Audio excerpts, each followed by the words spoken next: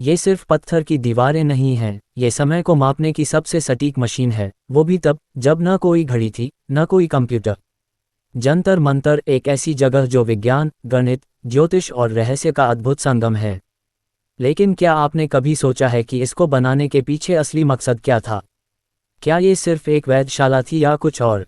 आज इस वीडियो में हम जानेंगे इसका इतिहास, इसकी संस्कृति में भूमिका और वो रहस्य जिन्हें आज तक कोई नहीं सुलझा पाया। योजक चिन्ह, योजक चिन्ह, योजक चिन्ह। इतिहास, कब और क्यों बना जंतर मंतर? 18वीं सदी की शुरुआत थी। भारत पर मुगलों का दबदबा कम हो रहा था और क्षेत्रीय राजा अब अपनी ताकत दिखा रहे थे। महाराजा सवाई जय सिंह द्वितीय, जो एक विज्ञान प्रेमी और दूरदर्शी राजा थे, उन्हें इस बात की चिंता थी कि भारतीय पंचांग गलत हो रहे हैं।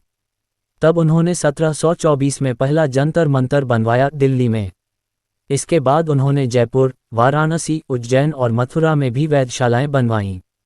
लेकिन ये जंतर मंतर क्या करता था? ये आकाशीय पिंडों की स्थिति, समय की गणना, ग्रहणों की भविष्यवाणी और नक्षत्रों के हिसाब से कैलेंडर सुधारने के लिए बनाया गया था। ये खगोल विज्ञान, एस्ट्रोनॉमी का एक भव्य उदाहरण है, और ये पत्थर की मशीनें बिना किसी आधुनिक तकनीक के सैकड़ों वर्षों तक सटीक थीं।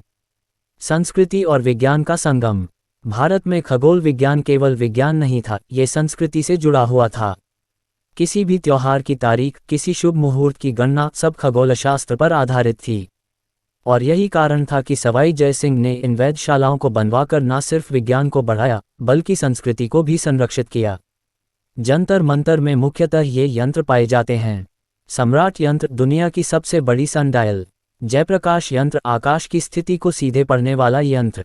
राम यंत्र, नाड़ी वलय यंत्र और चक्र यंत्र, हर एक का अलग वैज्ञानिक उद्देश्य। इन सभी यंत्रों की बनावट केवल सुंदर नहीं है, बल्कि गणितीय रूप से परफेक्ट है। रहस्य और थ्योरीज। अब आते हैं उस हिस्से पर जो सबसे ज्यादा रोमांचक है।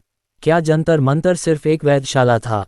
कुछ इतिहासकार मानते हैं कि इसके अंदर छिपे हैं कुछ गुप्त कोड। कुछ थ्योरीज ये भी कहती हैं कि इसके माध्यम से राजा अपने शत्रुओं की गतिविधियां ट्रैक करते थे। क्या यहाँ कोई ज्योमेट्रिकल कोड छुपा हुआ है? और सबसे रहस्यमयी बात, इतनी विशाल संरचनाएं इतनी सटीक कैसे बनी जब ना कोई कैड सॉफ्टवेयर था, ना लेजर गाइडेड टूल?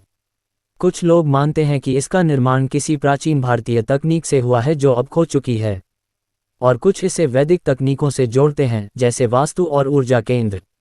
क्या ये एनर्जी फील्ड्स को मापते थे? आज की स्थिति और यूनेस्को मान्यता। 2004 में जयपुर का जंतर मंतर को यूनेस्को वर्ल्ड हेरिटेज साइट घोषित किया गया। दिल्ली का जंतर मंतर भी भारत की धरोहर सूची में शामिल है। लेकिन क्या हम इस धरोहर को सहेज पा रहे हैं? अफसोस की बात यह है कि कई यंत्र अब क्षतिग्रस्त हैं, लोगों की लापरवाही से। जिन यंत्रों को छूना भी मना था, वो अब फोटो बैकग्राउंड बन गए हैं। सरकार द्वारा संरक्षण की कोशिशें की जा रही हैं, लेकिन क्या हमें भी अपनी जिम्मेदारी नहीं निभानी चाहिए? सीख क्या मिलती है? जंतर मंतर सिर्फ पत्थर की इमारत नहीं, यह एक सोच है। ये हमें याद दिलाता है कि जब दुनिया अंधकार में थी, तब भारत के वैज्ञानिक तारे गिन रहे थे।